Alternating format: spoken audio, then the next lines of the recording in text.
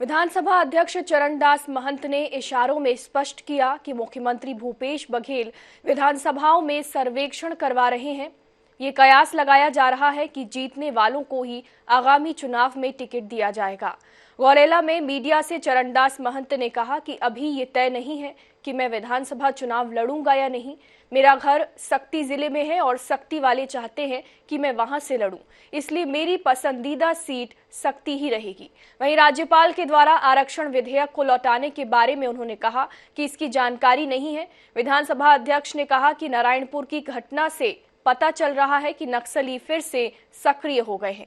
नक्सलियों को खदेड़ दिया जाएगा। बता दें, चरणदास महंत और सांसद ज्योत्सना महंत एक दिवसीय गौरेला पेंड्रा मरवाही जिले के दौरे पर थे।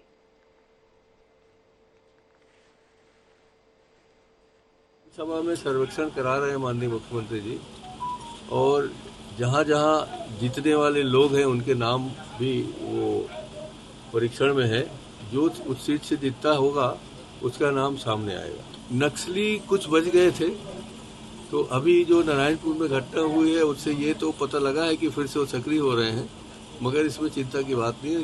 सरकार पूरी तरीके से जवाबदार ही नहीं, पूरी तरीके से हमारी जवाबदारी लेके बैठे हैं कि आने वाले दिनों में कोई नक्सली न घटना होगी, बल्कि नक्सलियों को यहाँ से खदेड़ दिया जाएगा और चले जाएंगे। झंडी बांधो, दरी बिछाओ और नारे लगाओ, इस तरह के जो भी आदेश मुझे हाईकमान से मिलेंगे मैं उसके मुताबिक काम करूंगा। टिकट वितरण जैसी प्रक्रिया से मेरा वास्ता नहीं है, इसलिए इस बारे में कोई टिप्पणी भी नहीं कर सकता। ये बयान आबकारी और बस्तर जिले के प्रभारी मंत्री कवासी लखमा का है। आगे लखमा ने कहा कि मुझे टिकट मिलेगी इसकी गारंटी नहीं है। वहीं मामले पर भाजपा के पूर्व मंत्री केदार कश्यप ने कहा कि लोगों का कांग्रेस के नेताओं पर विश्वास नहीं है। राज्य में कांग्रेसियों की हालत गंभीर है, यही वजह है कि कांग्रेसी अलग अलग बयान दे रहे हैं।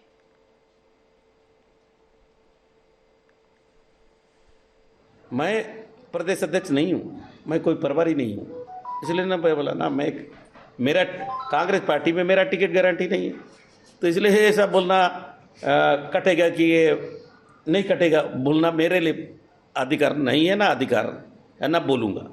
ये हाईकमान सोनिया गांधी, खड़गे साहब, राहुल गांधी, भूपेश बघेल, मोहन मरकाम और हमारा प्रभारी चलजा जी, कुमारी चलजा, वो अधिकार है, वो मेरा टिकट कटेगा कि मेरे को देंगे कि नहीं देंगे, पार्टी लड़ाती है। सुना पीसीसी के अध्यक्ष का भी ये बयान आना कि अब जो टिकट वितरण होगा वो सर्वे के आधार पर होगा। कभी उनका ये कहना कि जो जीतने वाला होगा उसे टिकट दिया जाएगा, कभी ये कहना कि टिकट तो आलाकमान तय करेगा। ये इस बात को साबित करता है कि सरकार में बैठे हुए जो लोग हैं उनके मुख्यमंत्री से लेकर के विधायक तक सब आज जनता के बीच में जाने की स्थिति में नहीं है। और पूरा जब काम यदि आलाकमान तय करेगा तो निश्चित मानिए कि जिस तरीके से उन्होंने प्रदेश के यहाँ के नेताओं पर अविश्वास जताया, यहाँ के खाद्य मंत्री अमरजीत भगत ने 2 घायल युवकों को अस्पताल पहुंचाया। बता दें, खाद्य मंत्री भगत अपने विधानसभा क्षेत्र के दौरे से देर रात वापस लौट रहे थे। इस दौरान लमगांव के पास एक मोटरसाइकिल का एक्सीडेंट हुआ। उन्होंने ये देखकर अपना काफिला रुकवाया। बाइक सवार दोनों युवक अज्ञात वाहन की ठोकर मारने से घायल हो गए थे। मंत्री ने संवेदनशीलता का परिचय देते हुए तत्काल पुलिस के वाहन में दोनों युवकों को अस्पताल पहुंचाया। अस्पताल में एक युवक की मौत हो गई, वहीं गंभीर घायल युवक को बेहतर उपचार के लिए अंबिकापुर मेडिकल कॉलेज अस्पताल रेफर कर दिया गया है।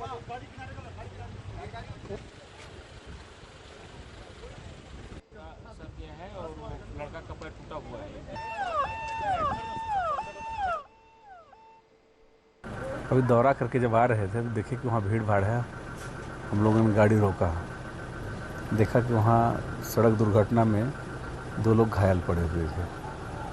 उसमें तत्काल भी पुलिस को भी बुला करके और उनको हॉस्पिटल शिफ्ट कराया। अब पता नहीं किसका अभी स्थिति क्या होगा उनका, लेकिन दोनों की स्थिति बहुत नाजुक दिख रही थी। चंद्रखुरी में माता कौशल्या महोत्सव का आगाज हो चुका है। दीप प्रज्वलन के साथ कार्यक्रम की शुरुआत हुई, लेकिन बारिश के कारण कार्यक्रम अस्त व्यस्त हो गया। कार्यक्रम में दोनों ही कैबिनेट मंत्री अमरजीत भगत व प्रेम साय सिंह टेकाम ने राम भक्ति में भजन गाए।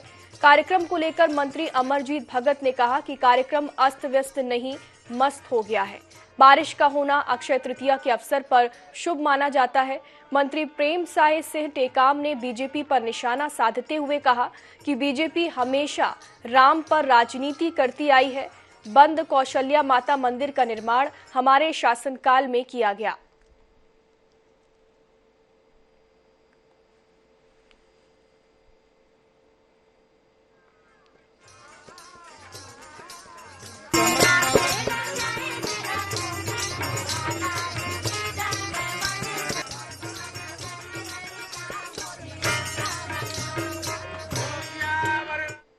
महोत्सव का जो आगाज है वह हो चुका है और कार्यक्रम में बारिश के कारण कार्यक्रम अस्त व्यस्त होने के कारण यह कार्यक्रम पूरा नहीं हो पाया है। लेकिन समापन सत्र में सीएम भूपेश बघेल शामिल होंगे। इस वक्त हमारे साथ मंत्री जो है प्रेम साय टेकाम जी वो मौजूद हैं। सर, आगाज हो चुका है कौशल्या माता महोत्सव का, क्या देखिए, ये तो हम सबका सौभाग्य है कि कौशल्या माता के मंदिर यहाँ पर है और 3 दिवसीय कौशल्या महोत्सव का शुरुआत आज माननीय मंत्री जी ने किया है और ये कार्यक्रम चलता रहेगा। ये तो पूरा राममय पूरा छत्तीसगढ़ है और वनवास काल में जितना अधिक समय भगवान प्रभु राम ने यहाँ दिया है, यहाँ के लोगों से मिला है और एक छत्तीसगढ़ में पूरा रग रग में राम बसे हुए।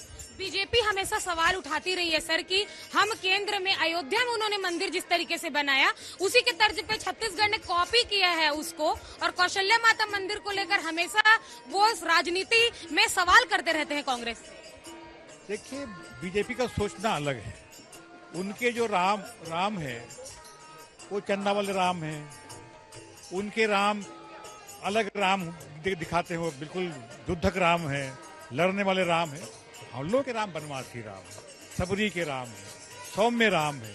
ये जो राम की जो उनको जो प्रकृति को बिगाड़ा जा रहा है ना, ये भारतीय जनता पार्टी का जो काम है। जबकि राम का ऐसा स्वरूप नहीं दिखता।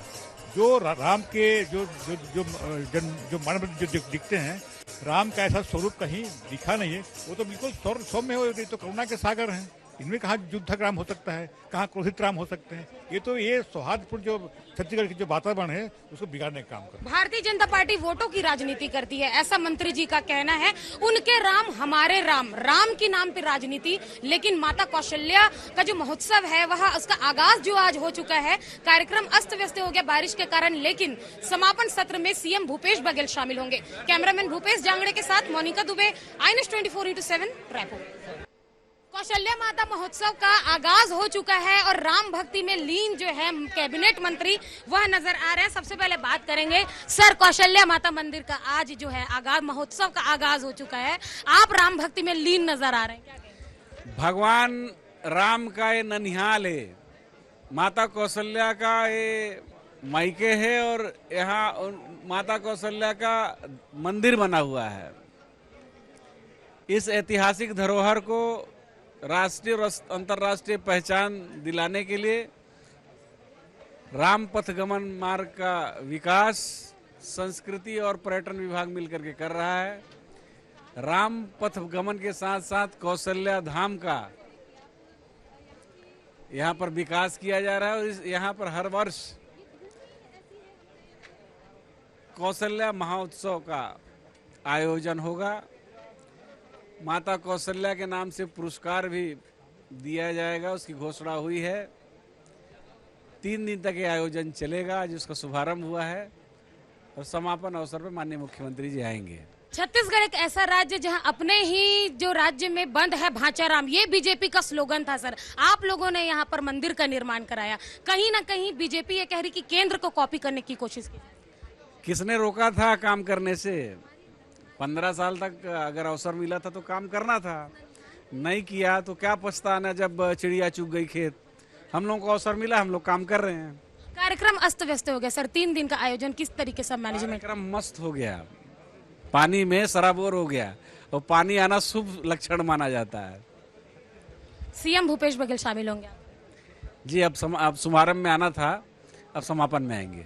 तो समापन में सीएम भूपेश बघेल शामिल होंगे। इसी के साथ ही जो कौशल्या माता महोत्सव का आयोजन जो है आज उसका आगाज हो चुका है और जो मंत्री जी हैं दोनों मंत्री ही राम भक्ति में लीन नजर आ रहे हैं। कैमरामैन भूपेश जांगड़े के साथ मोनिका दुबे, INS 24x7 रायपुर।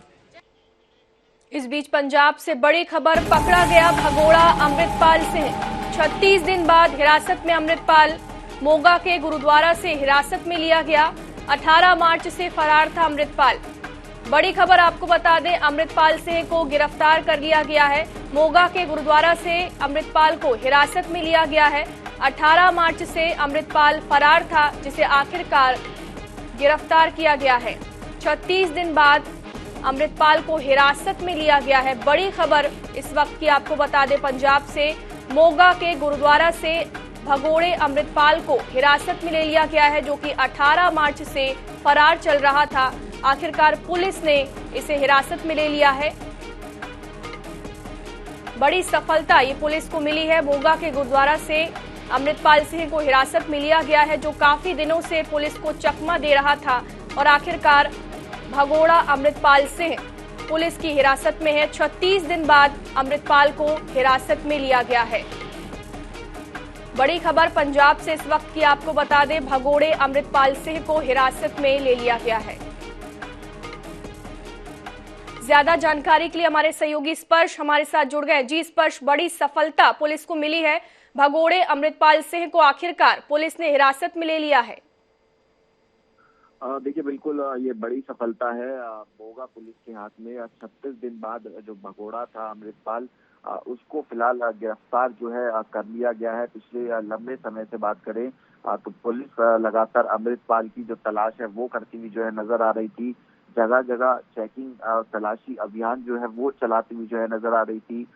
देश के कई राज्यों की बात करें तो वहां पर जो है लगातार जो छापेमारी है वो की जा रही थी, ताकि अमृतपाल को जो है गिरफ्तार कहीं ना कहीं जो है किया जा सके। लेकिन अमृतपाल लगातार जो है बचता हुआ नजर आ रहा था। लेकिन आज लगभग 36 दिन बाद जो है अमृतपाल को पंजाब पुलिस ने जो है गिरफ्तार कर लिया है। मोगा पुलिस की बात करें तो यहाँ पर सीधे तौर पर बात करें तो हमने देखा था कि किस तरीके से जब फरारी अमृतपाल की चलती हुई नजर आ रही थी तो कई सारे वीडियोज जो है वो अमृतपाल जो है लगातार सोशल मीडिया पर जो है वायरल करता हुआ नजर आता। कई सारी जो मांगे हैं वो अमृतपाल जो है लगातार जो है करता हुआ जो है नजर आता था। सरेंडर करने की बात जो है अमृतपाल जो है करता हुआ नजर आता था। और एक लंबा चौड़ा बात करें तो जो अमृतपाल के पीछे पंजाब पुलिस की खासतौर पर बात करें तो ऑपरेशन जो है चलाया गया था। नेपाल ना भाग जाए इसलिए जो है कई तरीके की जो रेकी है वो वहां पर जो है की गई थी। ऑपरेशन जो है चलाया गया था। पंजाब पुलिस के कर्मचारियों की जो छुट्टियां हैं वो कई बार जो है रद्द कर दी गई थी। लेकिन जिस तरीके से अमृतपाल चर्चा में आता हुआ नजर आया था, अजनाला में अपने करीबियों को छुड़ाने के लिए हजारों समर्थकों के साथ वो थाने पर हमला बोल देता है और उसके बाद जो पूरा लाइमलाइट में अमृतपाल है, खालिस्तानी समर्थक जो है वो कहीं ना कहीं देखने को जो है मिलता हुआ नजर आया। तो सबसे फरारी कहीं ना कहीं अमृतपाल की देखने को मिलती नजर आई थी। लेकिन आज एक बड़ी कामयाबी यहाँ पर देखने को मिलती नजर आई है, जहाँ पर अमृतपाल को जो है सीधे तौर पर गिरफ्तार कर लिया गया है। और अभी फौरी जानकारी जो मिलती हुई नजर आ रही है वो ये कि अमृतपाल को जो है अब असम के डिब्रूगढ़ जो है ले जाया जा सकता है। ज्यादातर जो इस तरीके के क्रिमिनल होते हैं जो समाज के लिए खतरा होते हैं, या फिर पंजाब की खासतौर पर बात करें हम कि जो पंजाब में माहौल खराब करने का बात करते हुए नजर आते हैं, उनको असम के डिब्रूगढ़ लेकर जाया जाता है। तो फिलहाल हम बात करते हैं तो जो अमृतपाल है उसको गिरफ्तार कर लिया गया है और अब उसको जो है डिब्रूगढ़ कहीं ना कहीं ले जाया जा सकता है। बहुत बहुत शुक्रिया स्पर्श तमाम जानकारी के लिए। तो खालिस्तानी समर्थक और वारिस पंजाब डे के प्रमुख अमृतपाल सिंह को आखिरकार हिरासत में ले लिया गया है। बड़ी खबर आपको बता रहे थे।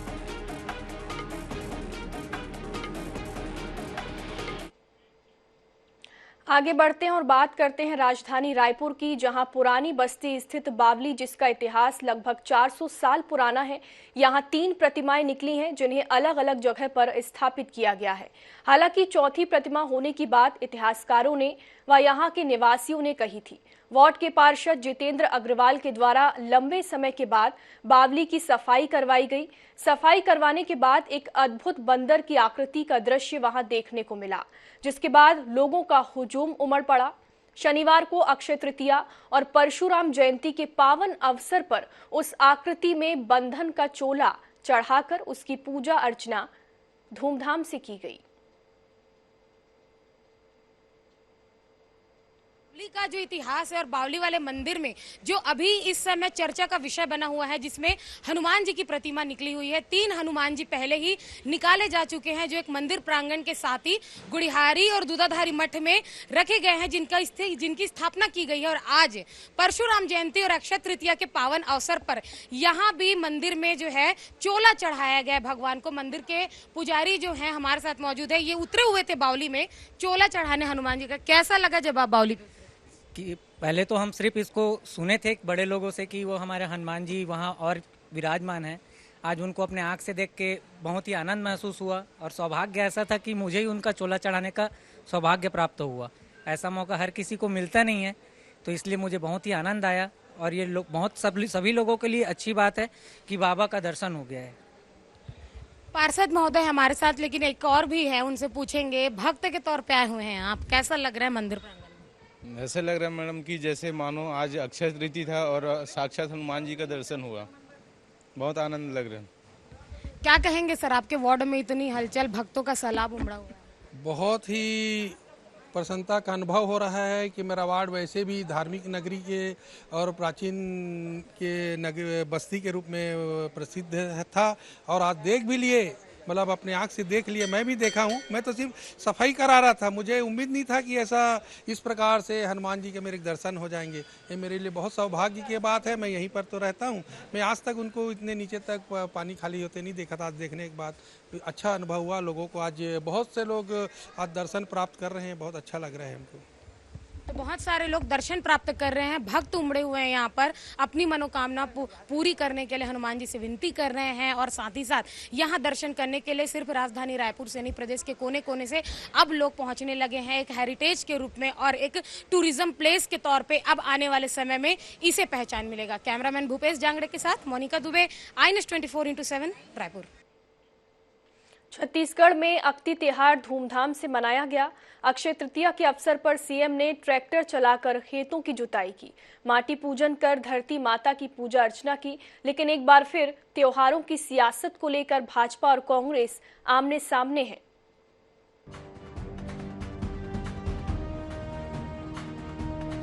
चुनाव नजदीक हो तो त्योहारों में सियासी रंग चढ़ना लाजमी है। छत्तीसगढ़ की सियासत में भी त्योहारों का कुछ ऐसा ही रंग देखने को मिल रहा है। सीएम भूपेश बघेल ने अक्ति त्योहार के मौके पर माटी पूजन तो किया ही, साथ ही ट्रैक्टर चलाते हुए उनका किसानों वाला ठेठ देसी अंदाज भी नजर आया। इससे पहले भी सीएम कभी गेड़ी चढ़ते तो कभी गिल्ली डंडा खेलते, कभी बैलगाड़ी हाँकते तो कभी नगाड़ा बजाते हुए नजर आ चुके हैं। दरअसल मुख्यमंत्री भूपेश बघेल इन त्योहारों के माध्यम से जहां प्रदेश की संस्कृति और परंपरा को आगे बढ़ाने का प्रयास करते हैं, तो वही विपक्ष का यह आरोप है कि त्योहारों के बहाने सरकार प्रदेश की मूल समस्याओं से ध्यान भटकाने की कोशिश करती है। हालांकि विपक्ष के सवालों का सीएम जवाब भी देते हैं। 15 सालों तक भाजपा ने कभी तीज त्योहार को महत्व नहीं दिया, इसीलिए उन्हें तकलीफ भी होती है। जिस प्रकार से प्रदेश में महोत्सव के नाम पर भारी भरकम खर्चा, ये एक चुनावी एजेंडा को लेकर के चल रहे हैं कि लोगों को हम भावनात्मक रूप से कैसे जगाएं। आखिर प्रदेश के विकास से जब ठप है, एक तरफ नक्सल गतिविधियां जारी है, तो प्रदेश में कौन सा उत्सव और कौन सा माहौल है।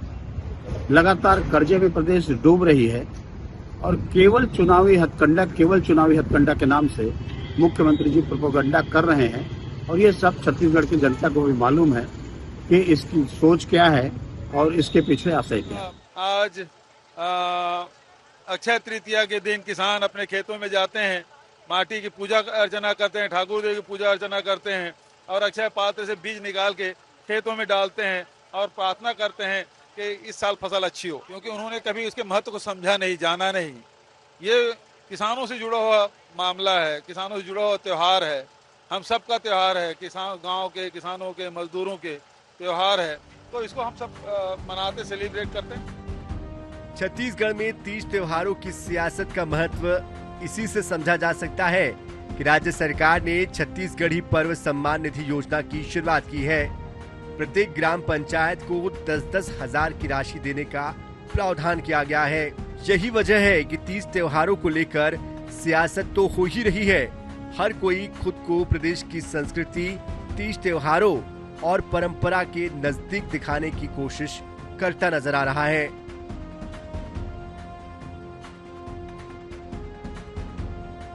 रायपुर से INS 24/7 के लिए गौरव शर्मा की रिपोर्ट। जांजगीर शहर में हुई एक शादी सुर्खियों में है। नर्सिंग होम अस्पताल में भर्ती एक युवती से शादी करने के लिए दूल्हा बारात लेकर पहुंचा। परिजनों की मौजूदगी में दूल्हा दुल्हन ने विवाह की रस्में अदा की। हॉस्पिटल के एक कमरे में ही शादी की सभी रस्में हुई। रश्मि की शादी के 5 दिन पहले ऑपरेशन हुआ था। दुल्हन की बड़ी आंत में छेद था, जिस कारण उसका ऑपरेशन हुआ था। बता दें, ग्राम बेजलपुर की रश्मि उर्फ लक्ष्मी पिता अगरदास महंत की शादी 20 अप्रैल को सक्ती जिला के परसाडीह गांव से राज उर्फ बंटी के साथ तय हुई थी। शादी करने के लिए सभी रिश्तेदार के यहां निमंत्रण दिया जा चुका था। अचानक रश्मि की तबीयत बिगड़ गई, उसे अस्पताल में भर्ती किया गया। रश्मि के परिजनों ने उसके बीमार होने की जानकारी वर पक्ष को दी। दूल्हे के परिवार ने रश्मि के इलाज को महत्व देते हुए अस्पताल में भर्ती कराने का निर्णय लिया और मुहूर्त में शादी करने का फैसला लिया।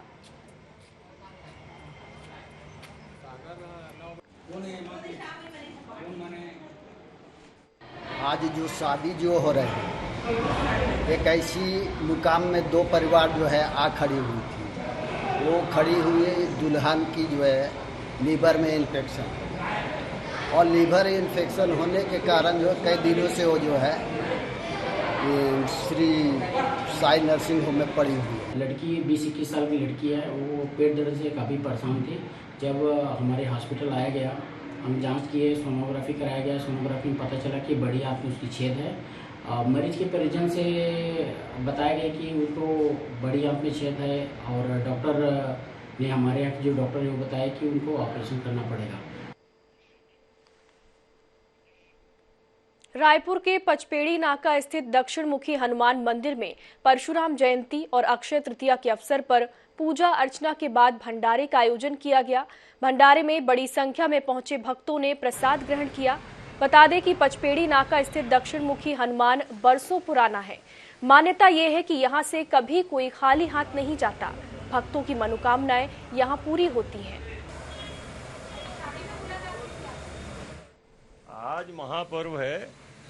आज के दिन जो भी दान किया जाता है वो अक्षय रहता है, और आज परशुराम जी की जयंती है। इसी के उपलक्ष्य में सुंदरकांड का पाठ हुआ, हनुमंत लाल जी का भव्य श्रृंगार हुआ और भंडारा प्रारंभ है। श्री परशुराम जी जो भगवान विष्णु के अवतार थे और ब्राह्मणों के एवं चराचर जो भी जगत है उनके स्वामी थे, भगवान विष्णु के अवतार भी माने जाते हैं। तो उनके जन्मोत्सव था। इस पावन उपलक्ष्य पर आज हनुमंत लाल जी का शुभ श्रृंगार हुआ। उसके बाद महाभंडारे का महापाठ, सुंदरकांड का महापाठ और फिर महाभंडारा अभी चल रहा है।